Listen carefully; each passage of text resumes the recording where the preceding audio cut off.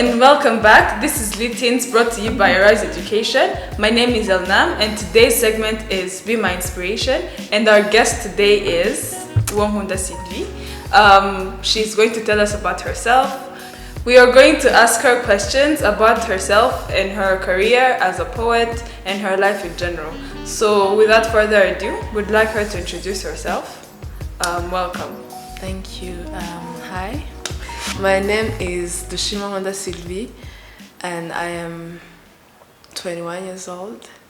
I write, I draw, I sing, but mainly I'm known as a poet.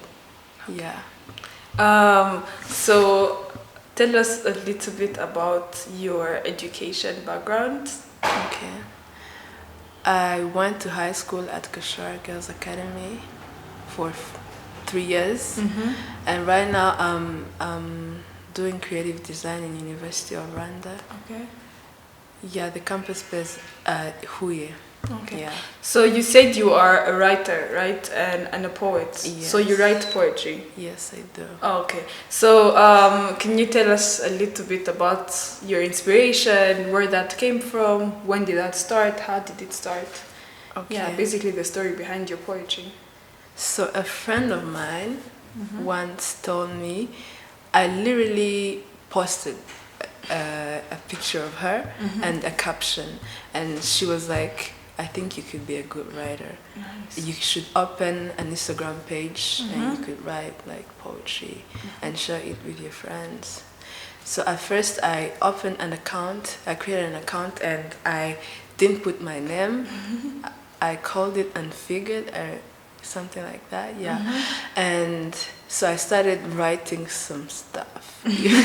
Looking back, it wasn't poetry, it was like writing a quote.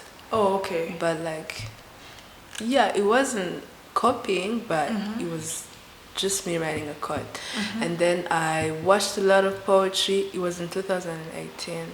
So I started watching a lot of poetry, reading a lot of poetry, and learning from other poets. And yeah, and then I published my first collection, Nice. which was free. It was called Disclosed, and then this year I published an actual book. Nice. On Amazon. Congratulations. Thank you. Yeah. Oh, okay. About my inspiration, I would say most of the things I write about is that I experienced them myself or had a conversation with my friends about them, or I saw something that made me think about a certain thing. Okay. So yeah. Nice. So it's been how many years since you started? That's basically 3 years. Wow, 2 years and you have two books. Yes. Your goals. Yeah. So how many pages does the book have? I think it's 160. I'm not sure, but some pieces are really short, like 2 lines. Like Okay. some pieces are really short, some pieces are pages. So it depends really. Oh yeah. Yeah. So you wrote it all by yourself. All the poems that are in there are all yours. Yes. The only thing that has been edited is the foreword that starts. Oh, It's yeah. just because it was like an essay-ish form, so I had to get it edited. I don't like people editing my I know, poems. I understand. Yeah. So you talked about your book, and its title is Anxiously Composed. Yes. What is the story behind the title? So basically, Anxiously Composed. First of all, I wanted to call it Stitches, like stitches. I understand. Yeah, and I wanted to talk about healing, but then stitches, we use it a lot. It is in some of my pieces, and so I was watching this. I don't even remember the name of the podcast, and they were talking about something about healing, and they say being anxiously composed, like the ability to to accept that the hard part that comes with healing, but also the peace of actually healing. So I think that made like, I think I stole it from there. Because it made sense with everything I was writing. Okay. It's basically being in the process of healing, and then also like the peace of it and the chaos of it. Okay.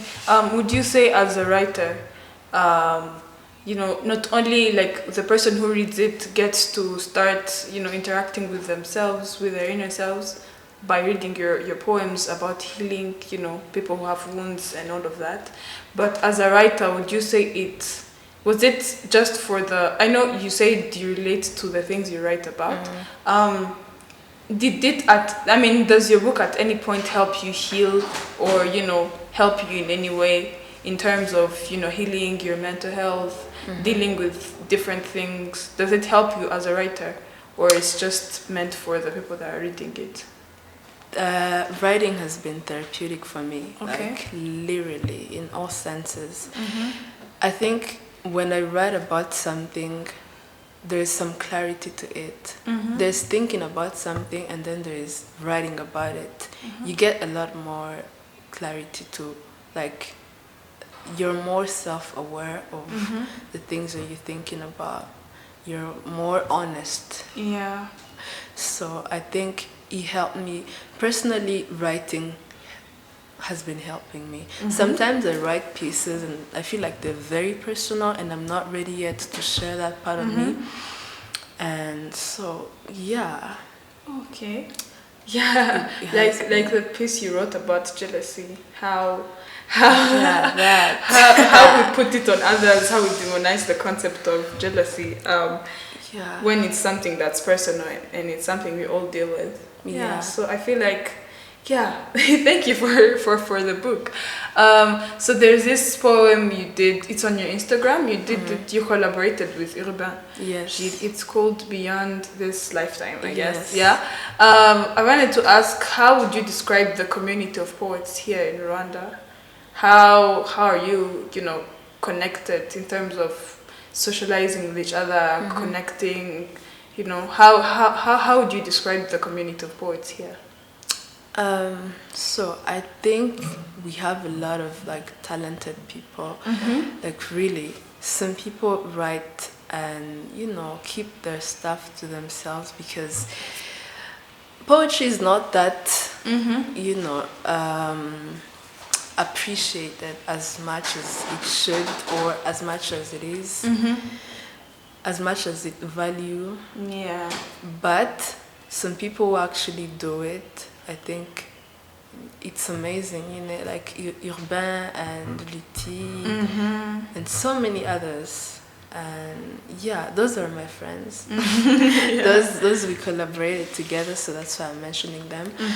But they're actually very good poets, like very good poets here in Rwanda, but they usually don't put together their things, or because poetry isn't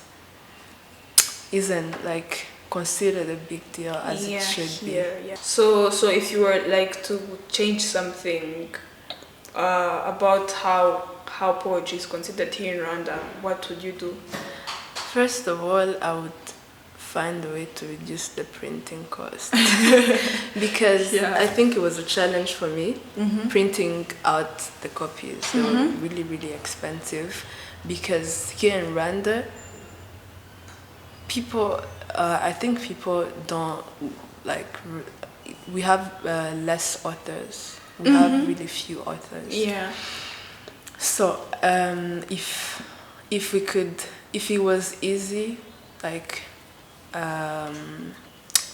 money-wise, I would change that, and I would tell everyone to share their writing because people actually have.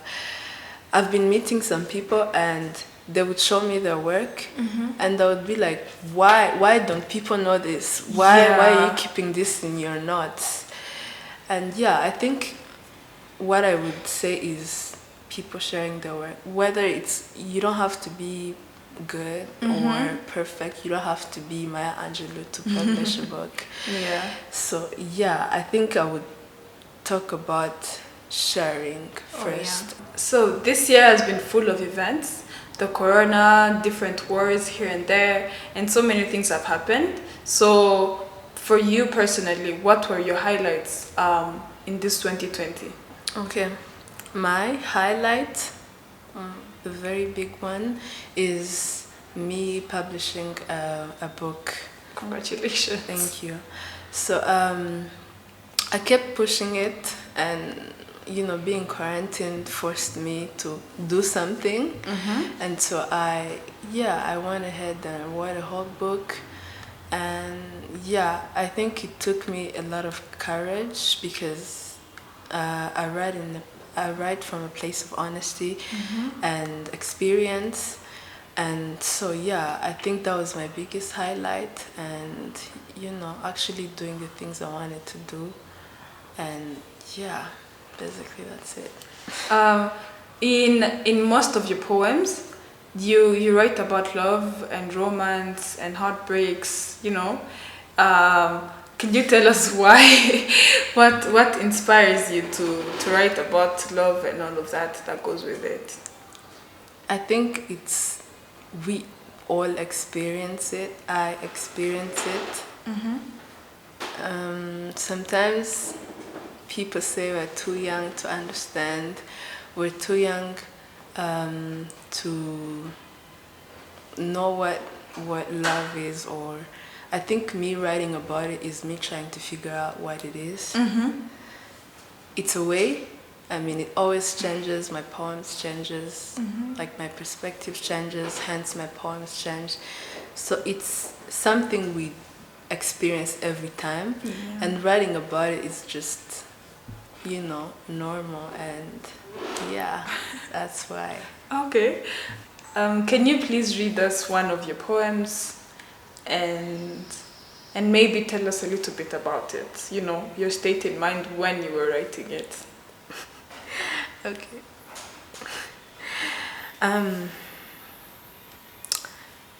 I don't name my poems, so it doesn't have a name. It's okay. I think for a long while I've confused desperate lovers and genuinely committed ones. Now I know that when I'm desperate, I accept to breathe even if the air is filled with abuse. I don't mind my oxygen having bad company as long as I'm allowed to inhale. My reason to give is emptiness. I give for I need. I give manipulation wrapped in unnecessary sacrifices. The gift seems free, but it's not. I try to instill in the mind of the receivers the idea that they own me. I don't care much if it's draining to both me and the receiver. Now I know that when I'm genuinely committed, I overflow. I like my oxygen lonely. I inhale and exhale trust. My reason to give is fullness. I give for I have. I don't use giving as a means of meeting my other needs. I give love, the one that despises self-sabotage, the one that puts first respect, understanding, and honesty to both the giver and the receiver. Yeah. Yes. So about this poem, I was talking about the fact that sometimes we stay with.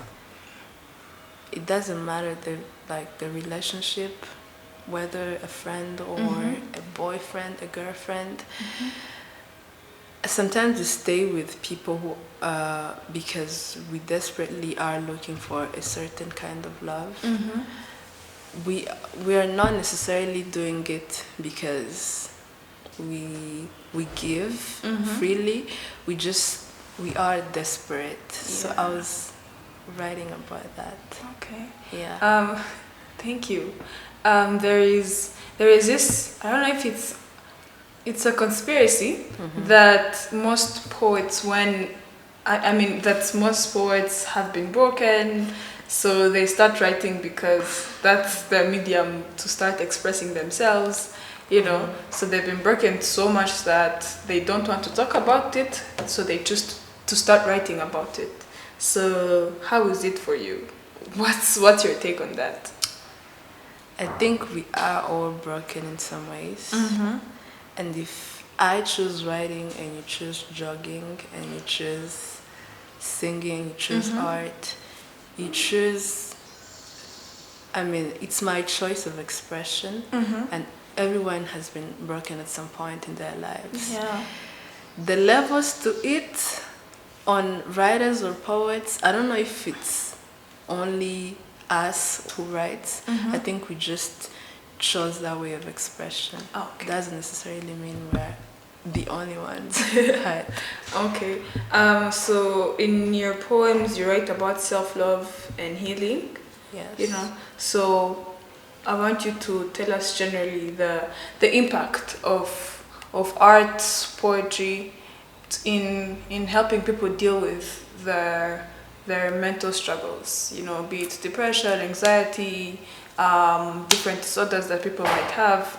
So how does art in general help people heal?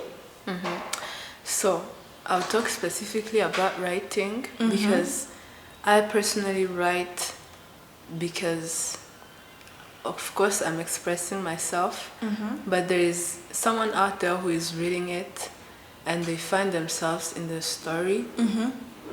It's in a way gonna give them a validation that what they feel is normal. Help stop the stigma behind being, for example, actually having anxiety disorder or any kind of depression. Yeah. Sometimes we don't like talking about that because we are judged, we're called soft. And I think writing about that or expressing yourself about that gives a certain validation to some people out there who do not want to talk about it because they feel like it's not, they're being too much. Yeah. Or they're being intense, all that kind of stuff. You're called when you talk about your mental health. Yeah. Yeah. So basically breaking the stigma and raising awareness. Yes. Okay. So now we're going to talk about you as an individual. You know, you're going to tell us about yourself. So now, moving from a writer's point of view to a reader's point of view, tell us about the books you read, your routines. How many books do you read? I don't know, per month, per year. What types of books do you read? So tell us from a reader's perspective. Yeah. So, because I was writing a book this year, I read a lot of poetry collections just to like get to learn from them the way they do it. So I read a lot of poetry collections. I don't even know the amount of poetry collection I read. And I like reading poetry on Instagram. Since sometimes you can't really afford or get the book as easy as you could, especially poetry collections. And I also read a lot of psychology book. I think it is interesting. Yeah. And it helps you be self-aware in a certain way. Yeah. And so I haven't been reading fiction, but I love reading fiction. So I read basically to learn from other writers, but also to like learn like other lessons that you would need skills, in life. So yeah. So as a writer, what should we expect from you in the future? What plans do you have for 2021? Are you releasing another book? Are you, I don't know, tell us about the plans. What should we expect to see from you in the future? First of all, I know I haven't been sharing what I've been doing like as usual, but I started working on my third book. Oh, okay. Yeah, and Yeah, I started working on my next book, and it's gonna be special and great because of several reasons. And I want to write music.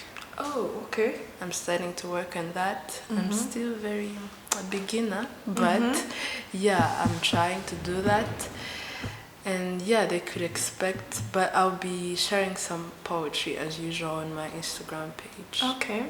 And so before we conclude, what advice would you give to teenagers and young people in general who are so this questions comes in two parts. Okay, so one, it's about young people that are trying to heal from either wounds that they've had throughout their lives, or that their parents or families have, given to them in one way or another. And second, young people in general, career-wise, those who want to pursue their dreams. So what advice would you give to those two types of young people? Okay, first about healing, I would like them to know that everything they feel is valid. Everything they feel is valid. There's nothing wrong with them. There's nothing wrong with anyone. It's just that they need healing, and that's really okay. Whatever they feel is valid. And being self-aware is the first step to heal. And I really wish everyone could afford therapy, but if they can afford therapy, they should go to therapy. And yeah, meanwhile they could find, okay, personally what I do is that I follow a lot of psychologists just to get an idea of what to be doing meanwhile as I wait to afford therapy. And about dreams, I think there's nothing like being late. There's nothing like early. What they should do is just doing it and knowing there's a lot of room to grow, giving themselves the grace to fail. Yeah. Okay. So last question. How can we get your book? How can the people watching us get your book? How much is it, and where can they find it? So it is $15 on Amazon. If you are outside the country, you could buy a hard copy from Amazon. It's $15. Soft copy is $10. And if you are in Rwanda, because there's a shipping cost that adds on Amazon, you can write to me on Instagram. I deliver them on 14,300 random francs. Yeah. So for people in the country, they can get it. They can get it from me. Okay. Except if they want a soft copy. If they still want a soft copy, it's still on Amazon. Okay. Yeah. Also, my Instagram page, the username is Sweet Kid. My name is Wohunda Sylvie. You can find it there, and DM me if you need a copy. Okay. Thank you very much, Sylvie. Thank you for having me. It's a privilege. And thank you all for watching. This was Be My Inspiration by Litins, brought to you by Arise Education. Thank you, and do not forget to like, comment, share, and subscribe on our YouTube channel, Litins. We'll see you next time. Bye.